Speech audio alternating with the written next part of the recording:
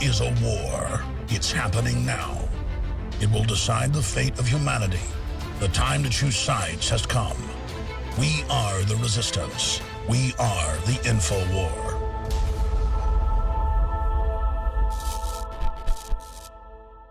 Welcome to the INFOWARS Nightly News. I'm your host, Jakar Jackson. It's October 1st, 2014, and here are our top stories. Tonight, Patient Zero in the Pentagon's Ebola vaccine. Will the arrival of Ebola in America result in mass vaccinations? Plus, as the first American case of Ebola arrives in Dallas, concerns over wide-open U.S. borders are validated. All that plus much more up next on the INFOWARS Nightly News.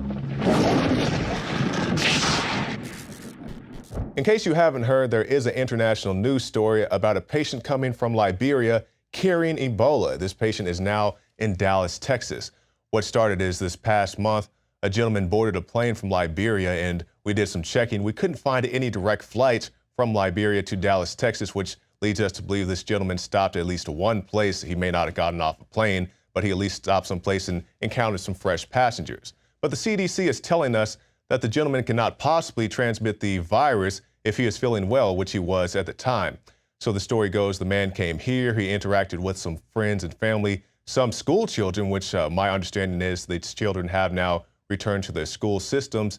The gentleman goes to the doctor a couple days after falling ill. They give him antibiotics and send him on his way, even though Governor Rick Perry of Texas is telling us that the hospitals here in Texas are well versed in dealing with Ebola. And I understand Ebola isn't something they deal with every day, but they have an infected person come in from Liberia and send him on his way. But they say that the gentleman volunteered the information that he was from Liberia, but nobody thought it was a big deal at the time. The man goes back home, maybe he goes to a restaurant, maybe he goes to the grocery store, to the pharmacy to get some additional medication, who knows. And then he becomes more ill, goes back to the hospital, then it's announced that he does in fact have Ebola. So what's next? Well, we have a theory or two. Patient Zero in the Pentagon's Ebola vaccine. Last week, Defense Secretary Chuck Hagel told the Global Health Security Agenda Summit that the Pentagon had a long-standing research program on infectious disease, including Ebola. Hagel said the Defense Department will now begin clinical trials for a vaccine candidate. And just in case you're wondering about the price tag, it is $140 million with Tecmira Pharmaceuticals, a Canadian company. The Pentagon is very concerned about this, as they should be, because we see Europe and other parts of the world putting travel sanctions on parts of West Africa. So today at the press conference with Governor Rick Perry, INFOWARS reporter Joe Biggs asked flat out, are you going to demand, Governor Rick Perry, that Obama put travel sanctions on West Africa? Why haven't the flights from West Africa been stopped from coming into America like Europe and France have done? That's a question that's really not in my domain. We did not discuss that specific question. What we did talk about was that the CDC has the largest stand-up outside of the United States in their history. I think some 130 CDC personnel that are in Africa now. Yeah, obviously we have a very large contingent of our military there. And again, I think this goes to the heart of finding the solution to this issue, both globally and for the United States, is for our participation in that, and the United States engagement in that, and for us to assist those countries in Africa. And be sure to stay tuned, because after this break, we'll have a special report from Joe Biggs detailing in more depth what happened at that press conference here today. Ebola case in Texas validates concerns over open border. Now, of course, we know the gentleman affected with the Ebola came on a plane, but what happens when you have a wide open border like we do here in the United States of America? As the first American case of Ebola was confirmed in Dallas yesterday, some laid blame on the Obama administration's lax immigration policies for the ease at which the illness penetrated the nation's borders. And if you go to INFOWARS.com, there are several tweets by concerned citizens voicing their concern about this very hard to treat illness. So yes, that is a very good point that you make, because we talked to the ICE agents, the Border Patrol agents on the border of the United States of America. They said, hey man, we're so busy changing diapers and heating up bottles, we can't go out there and deal with these situations. And even if we do find sick people, we really don't have the facilities or the expertise to deal with it. So it is a very pressing concern. And it's not just on the borders, but yeah, what happens when somebody gets on a plane? The TSA isn't going to stop these guys. The TSA doesn't know what they're doing to begin with anyway, but what if a sick person comes along? How do they deal with that? And we have this, there's really no way to screen for Ebola at airports, which is very much true. Really, the only thing they do is they take a temperature read of your forehead, and that's about it. If you have a high temperature, they may ask you to step over here in this room and let's run a test or two or whatever their policy is. But they really don't have a way to deal with this. It's very concerning, and we need to figure out a way to deal with this before it's too late.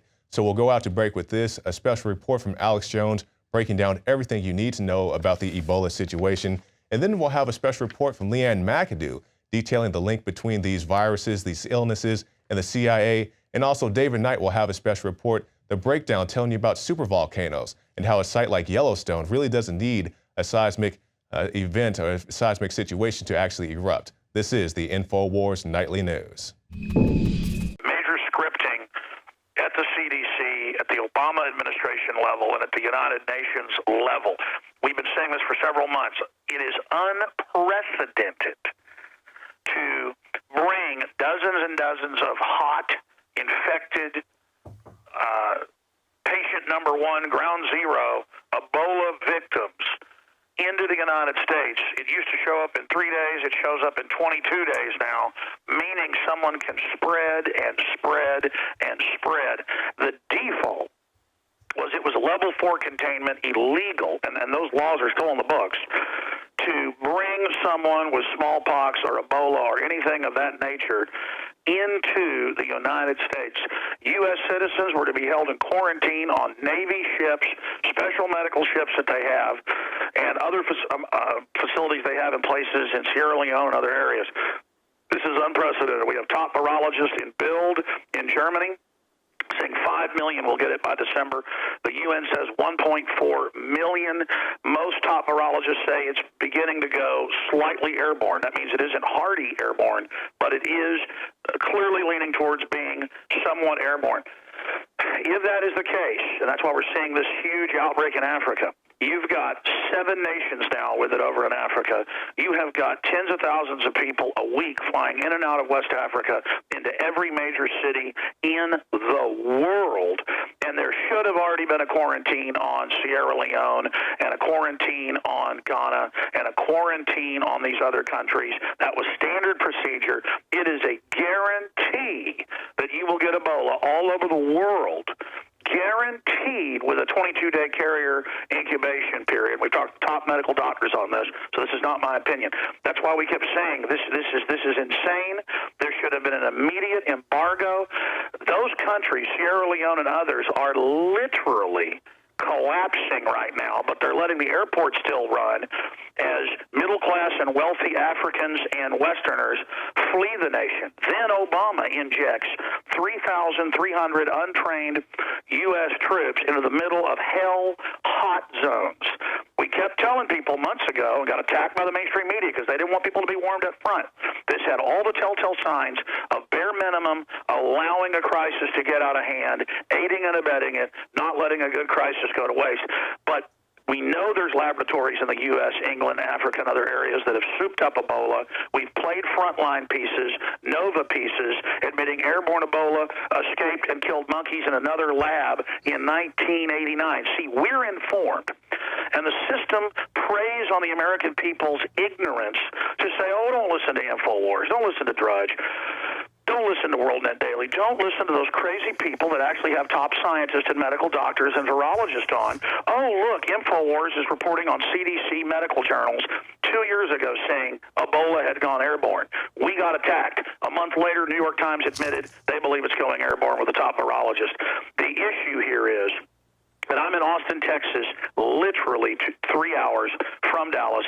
Joe Biggs is up there outside the hospital area where Rick Perry's set to give a press conference in T-minus 45 minutes or so, about 47 minutes from now.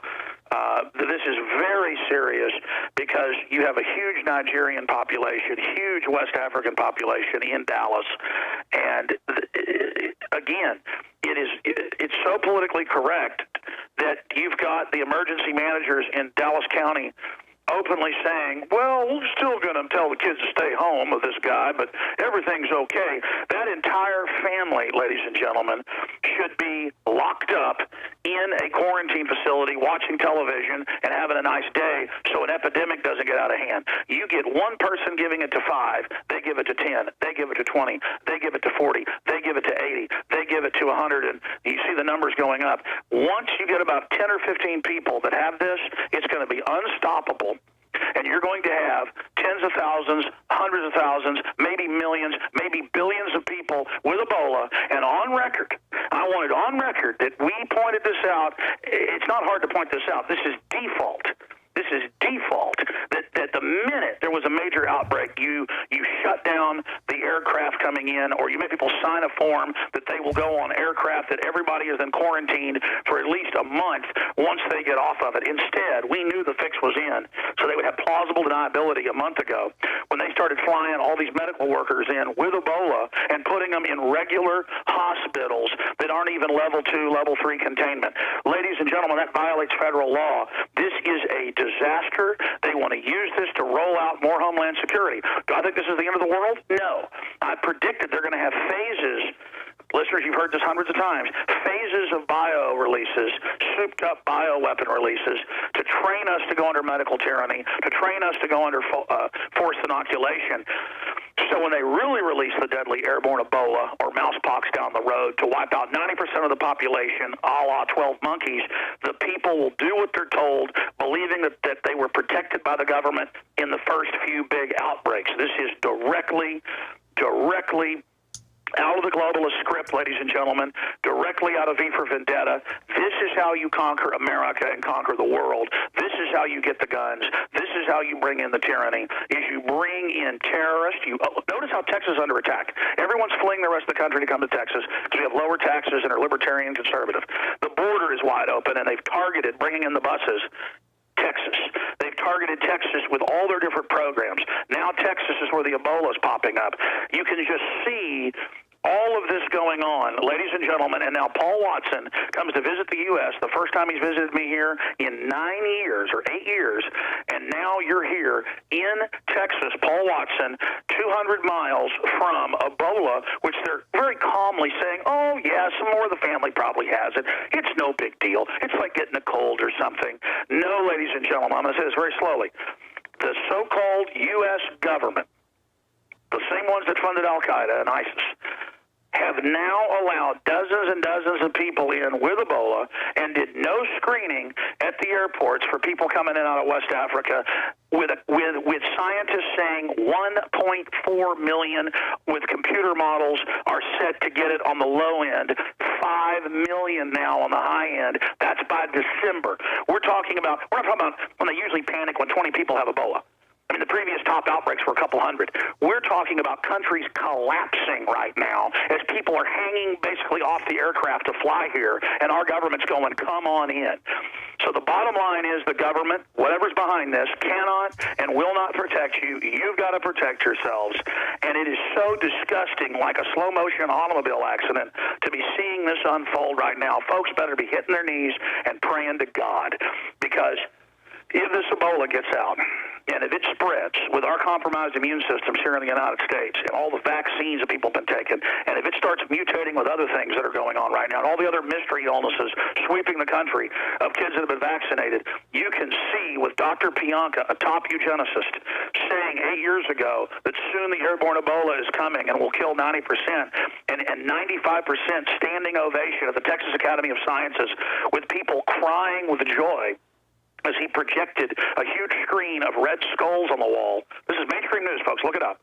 The FBI went and talked to him about it, and they began crying in their death cult of victory. This is a death cult. They're listening in Austin right now at University of Texas. They are the most sick people you could ever imagine, and I've been warning you. My film Endgame warns you that they are all over Ebola. The globalists have been messing with it, screwing around with it constantly.